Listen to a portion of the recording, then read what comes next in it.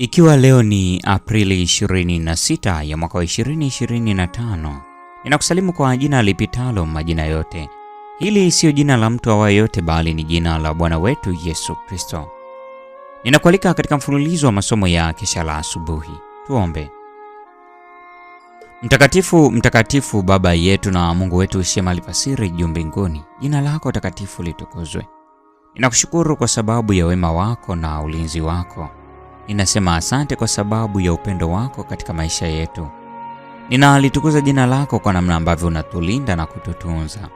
Tusamehe dhambi zetu, turehemu tunapokuja kwako tukitubu dhambi zetu.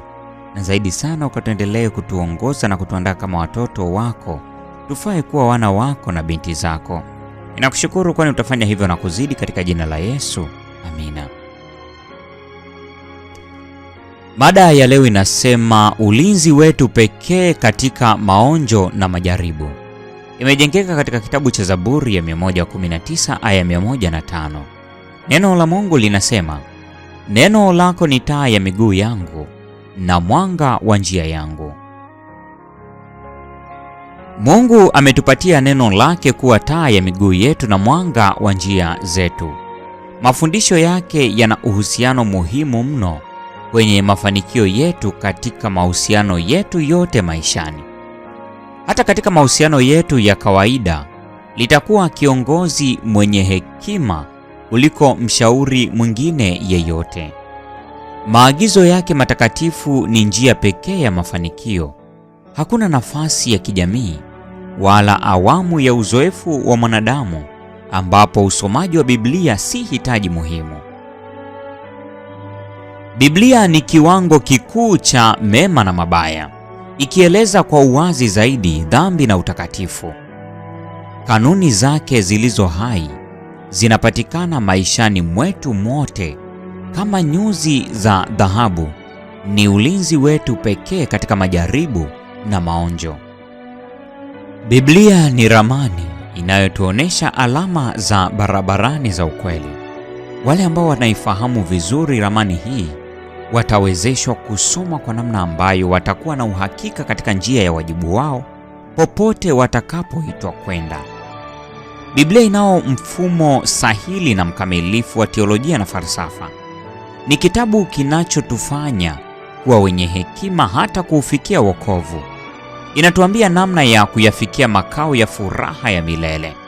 Inatuambia juu ya upendo wa Mungu kama ulivyooneshwa kwenye mpango wa ukombozi, ikitoa maarifa muhimu kwa ajili ya wote, maarifa ya Yesu Kristo. Yeye ameletwa kwetu na Mungu.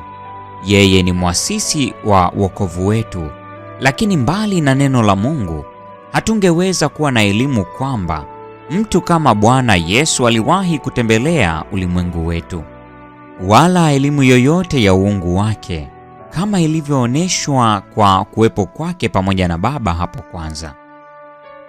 Biblia haikuandikwa kwa ajili ya wanazuoni pekee. Kinyume chake, ilikusudiwa kwa ajili ya watu wa kawaida. Kweli kuu zilizo muhimu kwa ajili ya wokovu wetu zimewekwa wazi kama jua la mchana kweupe, na hakuna watakaokosea au kupotea njiani mwao isipokuwa wale ambao wanafuata maamuzi yao wenyewe badala ya mapenzi ya Mungu yaliyofunuliwa wazi. Neno la Mungu linachoma kila sifa mbaya ya tabia, likimfinyanga mtu kabisa ndani na nje, likishusha kiburi chake na kujitukuza nafsi, likimwongoza kumleta Roho wa Kristo katika majukumu makubwa na madogo ya maisha.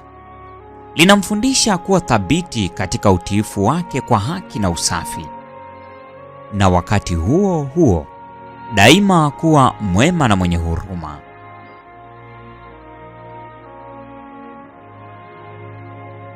Ongezeko la thamani ya Biblia linakuwa kulingana na jinsi inavyosomwa. Kwa njia yoyote ambayo mwanafunzi anaweza kuigeukia, atapata kuona onesho la hekima isiyo na kikomo na upendo wa Mungu. Kwa yeye ambaye ameongoka, neno la Mungu ni furaha na faraja ya maisha. Roho wa Mungu anaongea naye na kisha moyo wake unakuwa kama bustani iliyomwagiliwa maji. The Signs of the Times, Juni 25 mwaka 1902. Moyo ambao umetunzwa pamoja na kweli zenye thamani za neno la Mungu unaimarishwa dhidi ya majaribu ya Shetani, dhidi ya mawazo machafu na matendo machafu. Youth Instructor, Julai 28 mwaka 1892. Hii ni Aprili 26, mada ikisema ulinzi wetu pekee katika maonjo na majaribu. Neema ya Bwana wetu Yesu Kristo, pendo la Mungu na ushirika wa Roho Mtakatifu uwe nasi sasa na hata milele. Amina.